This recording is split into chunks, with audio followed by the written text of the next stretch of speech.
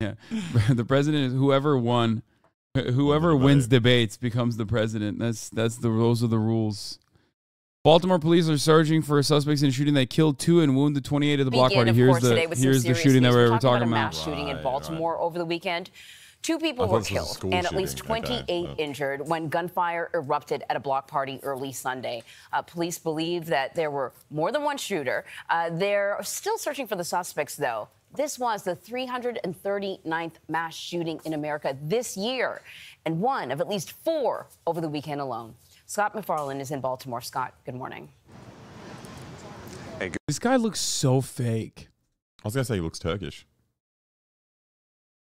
No, he just looks like he is like from a fucking video game or something. Yeah. Like he just looks like a cartoon man. I don't know how to describe it. Have you seen him before? Yeah. He looks like this. Yeah, he looks like what is it? Like the doctor from Team Fortress or something. Say Leisure Suit Larry. Leisure Suit Larry. Yeah. Wow, what a reference, dude. I'm telling you, it's a sexy puzzle. Dude, what? You played Leisure Suit Larry? You don't even play video games. That's crazy that you played Leisure Suit Larry. I've played it as well. It was impossible because you were coming so hard. I couldn't type fast enough to impress the girl. It was impossible to play because he was just nutting. It's a hard game.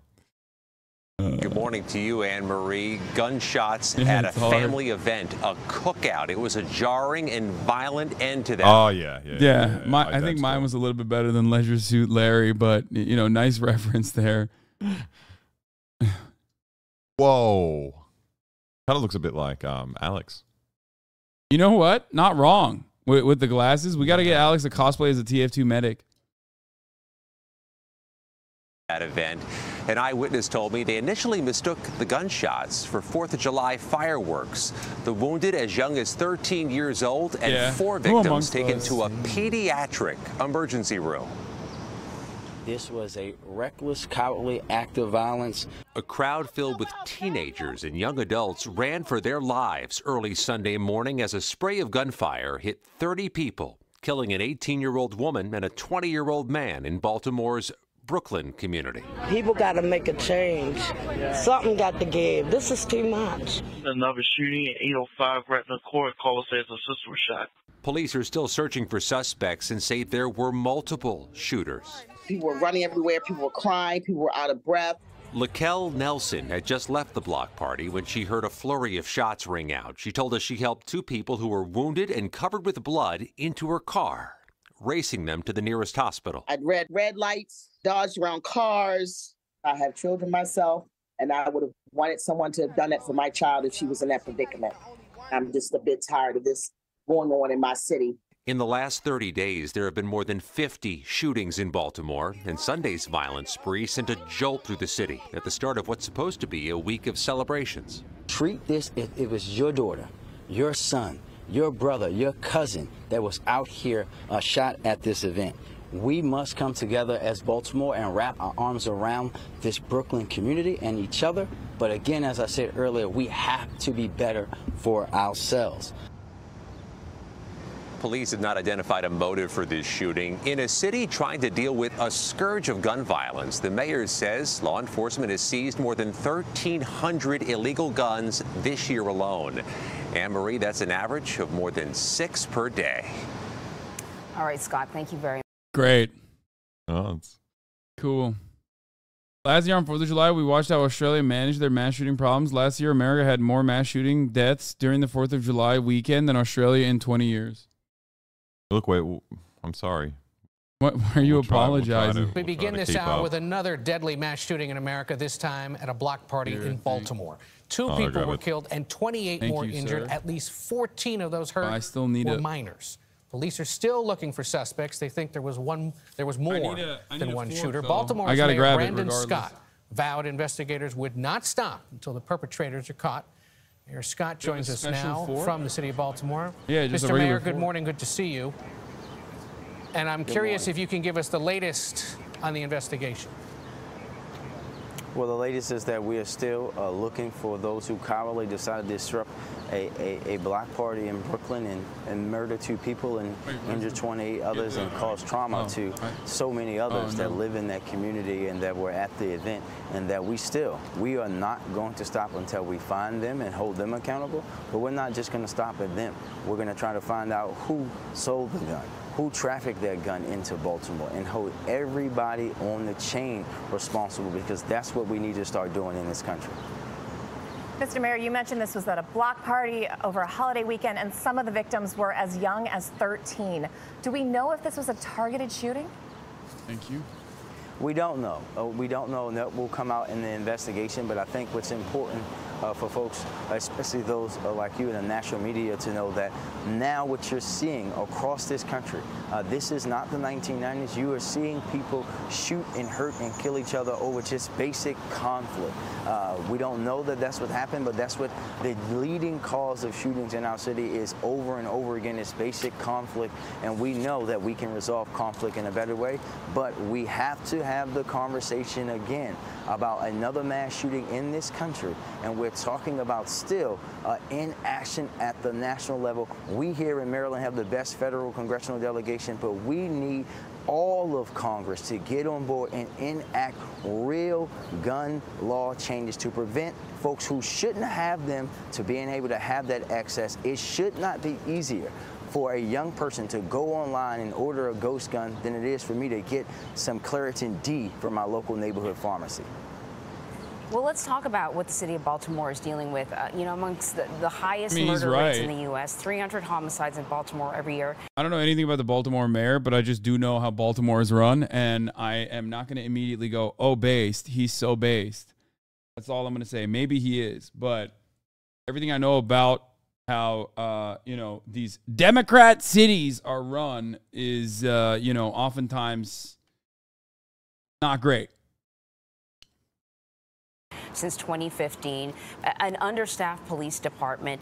Do you have a police department that has the ability to tackle understaffed police department? Well, listen, I think this is another misconception in this country. Anybody that tells you that reducing homicides and shootings in a community is solely on the backs of police officers doesn't know what they're talking about. We have to understand that they have a job, and we're going to empower them to do that. Even with this mass shooting and this incident that we have, Baltimore is seeing a 20% reduction in homicides year over year, and even a reduction in non-fatal shootings. Even with this shooting, we have recovered over 1,300 weapons, but it's not just about the great women and men of BPD who are doing that work through reform, through a consent decree, but it's also about the Mayor's Office of Neighborhood Safety and Engagement, our Safe Streets violence intervention workers, folks like community organizations like We Are Us, people that are doing the behavioral health work that we have, our hospital-based violence responders, the trauma work, those who work at recreation and parks. Everybody that works for city government, every community partner, every organization, every religious organization plays a part in reducing violence. This country has for far too long put that all on the backs of police officers. We can no longer do that. We have to allow them to do their job and focus their job, which it should be on people that are shooting and killing people and trafficking weapons, removing mental health, behavioral health off of their plate, and allowing people who are trained to do that. We're going to continue to do that work in its entirety here in Baltimore. We're going to continue to recruit police officers, but we're also going to continue to demand, like all my brother and sister mayors around the country, for Congress to get serious and do something like they said they would way back in 1999 when Columbine happened, and nothing has changed since. Baltimore mayor literally has this incredible tightrope that they always need to walk on, where they are firmly a part of the Democratic establishment, or like they have to rely on other like state level Democrats for infrastructural support. And Baltimore Police Department is one of the most racist police departments in America. That's not just me. That is just that's according to the Obama era DOJ and the Trump era DOJ as well. And they have to walk this tightrope where it's a very black city with a very powerful police union presence. So I don't no.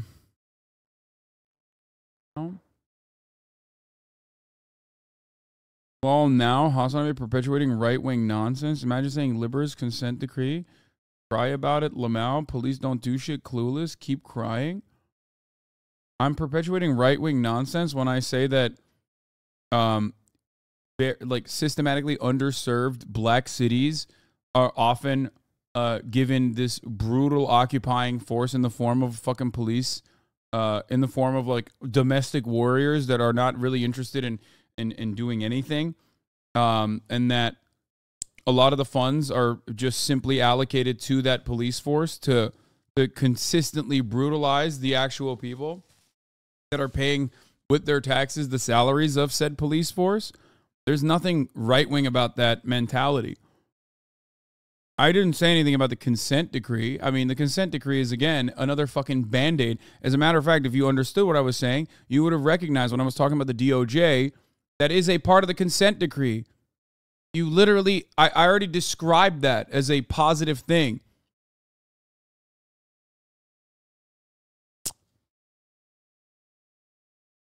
Criticizing the Democratic Party equals right-wing. Yeah. I don't know what this guy is saying. I want to understand what the fuck he's like. He said F Serbia. Ban him. Okay. Why is chat shit on for a while. Talking shit about Baltimore? These chatters are college-educated liberals who don't have to worry about poverty or anything like this and can sit back and shit talk black communities is disgusting. I don't know who's shit talking Baltimore. I don't know what you're talking about. I have not seen that. Mr. Mayor, you and I spoke back in early 2021, and at the time, it was just after you took office, and I said, why did you want to be mayor? And you told me in part, I'm a Baltimore boy, and when you grow up in a neighborhood that the world descends on for a horse race named Preakness, and every other day of the year you're not seen as human by your own city government, it changes you. And you recalled how you yourself had seen a shooting before the age of 10. And you said, quote, you make a decision on, do you want to accept that, or do you want to do something to change it?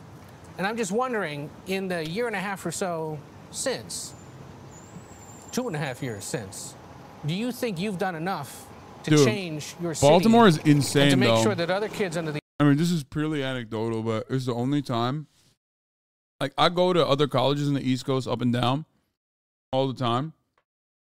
And there's two instances where I was like, holy fuck, this is actually fucked up. One was in Baltimore, and the other one was at USC, not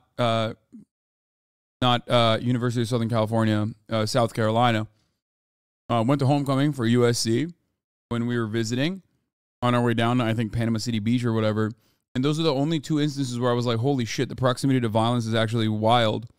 Where we stayed at a girl's house, and one of their boyfriends is, I guess, like a drug dealer.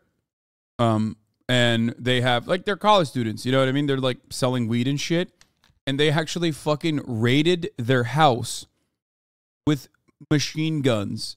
The house, like, down the street from them, where they were selling drugs with, like, guns, and they fucking, like, locked, they like zip tied them and shit like that. And then the other one was USC, where during homecoming weekend, one of the gated communities, there was just like another insane fucking like gun violence situation.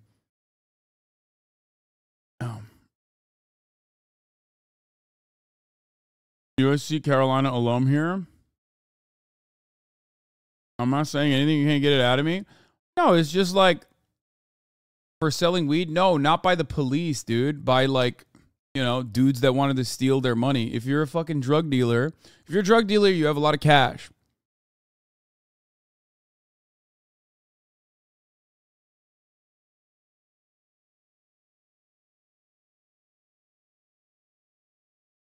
I'm not talking about USC in California. I'm talking about, I was talking about homecoming in South Carolina.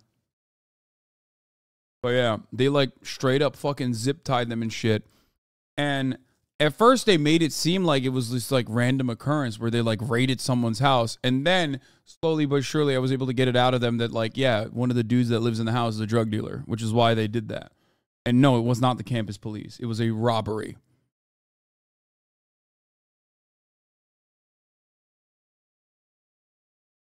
My school in Rhode Island was the #1 crime college. When I went to college, one of my friends got fucking murdered with a hammer. Like, American schools are insane. By like a random dude. Literally. One of our buddies got murdered with a hammer. Yeah. The age of 10 aren't seeing this kind of violence. Well, every day I want to do more, right? Yes, we've made a lot of changes in the way that we invest. Record numbers of investments into our schools.